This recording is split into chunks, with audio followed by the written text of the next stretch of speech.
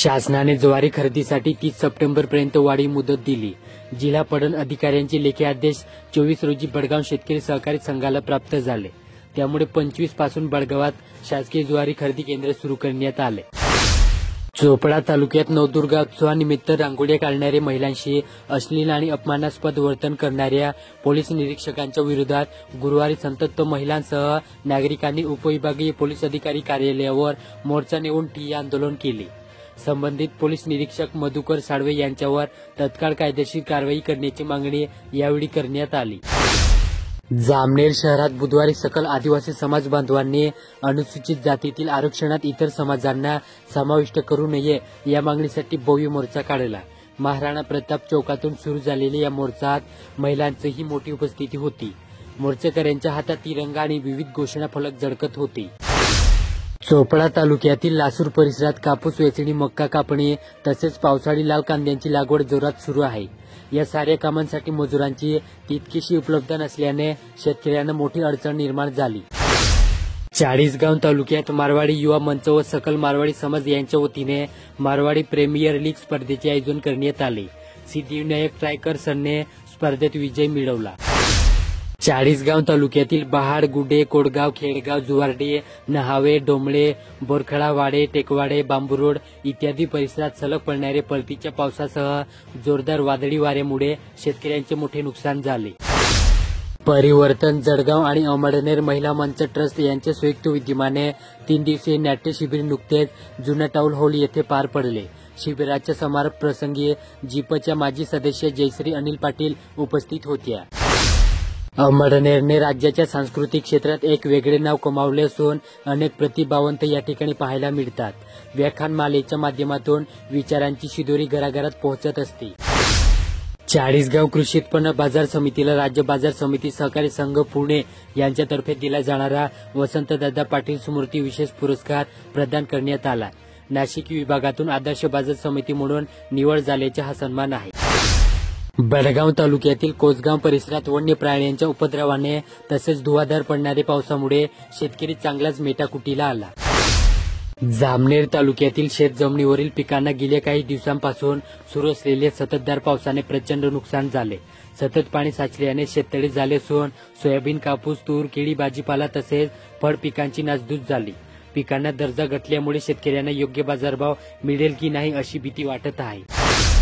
पारोळा तालुक्यातील देवगाव येथे मुलांना केवळ पुस्तकी ज्ञान न देता त्यांना जीवनातील मूल्याची शिकवण देणे ही काळाची गरज आहे, असे मत व्याख्याते यशवंत गोसावी यांनी व्यक्त केले. पाचोरा तालुक्यातील सातगाव डोंगरी गावात 2 दिवस महापुराने 150 ते 200 घरांना विळखा घातला होता. घरातील सर्व साहित्य वाहून गेल्याने अनेक कुटुंब रस्त्यावर आली. आता या परिस्थितीतून ग्रामस्थ सावरत असून माणुसकीच्या जरा म्हणून अनेक सेवाभावी संघटनांनी मदतीचा हात पुढे केला. चाळीसगाव तालुक्यातील एका गावातून बेपत्ता झालेल्या 23 वर्षीय महिलेची थेट ओडिशा राज्यातील नक्षलग्रस्त भागातून सुखरूप सुटका करण्यात आली. शहर पोलीस स्टेशनचे हवालदार प्रशांत पाटील यांनी जीवावर उदार होत ही कामगिरी फत्ते केली. त्यांच्या या कामगिरीबद्दल पोलीस स्टेशनतर्फे त्यांचा सपत्नीक सत्कार करण्यात आला. धरणगाव तालुक्यातील लोहारा गल्लीत विजेच्या खांबावरून पडून 0 वायरमनचा मृत्यू झाल्याची घटना गुरुवारी सकाळी 9 वाजेच्या सुमारास घडली. गारखेडा येथील दिलीप देवा बिल वय 36 हे 10 वर्षापासून ठेकेदार पद्धतीवर वीज कंपनीत कार्यरत होते. जामनेर तालुक्यातील पोहूर येथे अहिल्यादेवी होळकर यांच्या त्रिशताब्दी वर्षानिमित्त भारत माता पतसंस्थेच्या वतीने माळी समाज मंगल कार्यालयात त्यांच्या प्रतिमेचे विधिवत पूजन व विमोचन करण्यात आले. यावेळी विविध शाळांमधील गुणवंत विद्यार्थ्यांचा गौरव करण्यात आला. एरोंडोल तालुक्यातील कासोदा आणि उतराण परिसरात सोमवारी झालेल्या अतिवृष्टीमुळे अंजनी धरणातून पाण्याचा विसर्ग करण्यात आला होता. त्यामुळे मोठा पूर आल्याने पालिका प्रशासक अमोल बागुल सरसावले. पारोळा तालुक्यातील खेरीडोक येथे जलजीवन मिशन अंतर्गत 9600 मीटर पाईपलाईनचे काम निकृष्ट दर्जाचे झाले आहे, अशी तक्रार ग्रामस्थांनी केली. याबाबत तातडीने दुरुस्ती करावी, अन्यथा 2 ऑक्टोबरला उपोषणास बसण्याचा इशारा ग्रामस्थांनी दिला. चोपडा तालुक्यात पंकज महाविद्यालयात राष्ट्रीय सेवा योजना विभागाच्या वतीने 23 रोजी आयुर्वेद दिन साजरा करण्यात आला. जळगाव जिल्ह्यातील अनेक भागात झालेल्या अतिवृष्टीचा अनेक शेतकऱ्यांना फटका बसला असून पूर्ण शेतीच पाण्याखाली गेल्याने पिकांची वाताहत झाली. महापूर ओसरल्यानंतर आता राजकीय पदाधिकारी तसेच लोकप्रतिनिधींनीही शेतकऱ्यांच्या बांधावर जात असून शेतकऱ्यांकडून जिल्ह्यात ओल्या दुष्काळीची मागणी केली जात आहे।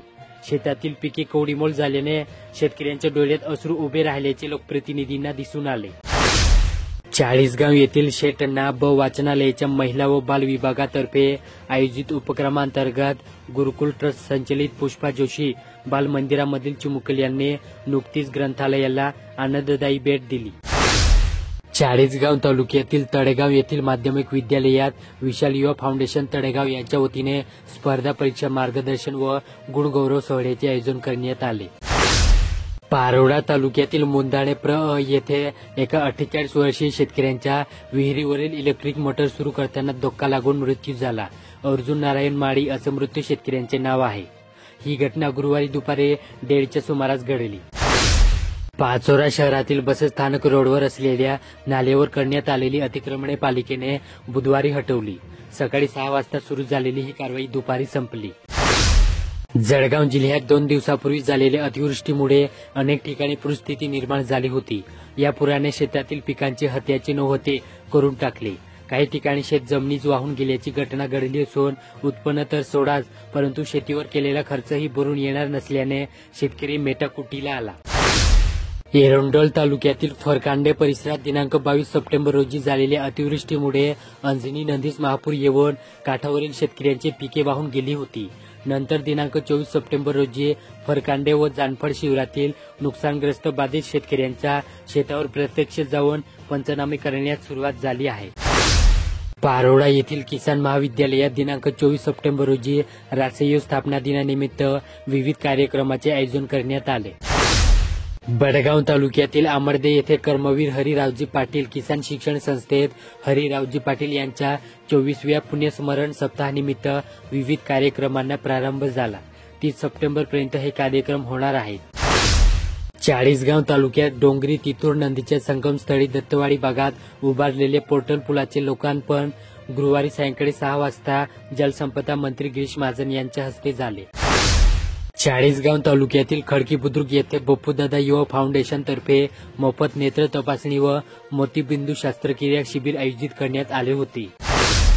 एरंडोल तालुक्यातील निपाणी येथे स्व निरंजनलाल अग्रवाल फाउंडेशन समिती यांच्या संयुक्त विद्यमाने एरंडोल तालुक्यात ब्रह्महाणे येथे माझी वसुंधरा अभियानांतर्गत वृक्षारोपण कार्यक्रम साजरा करण्यात आला।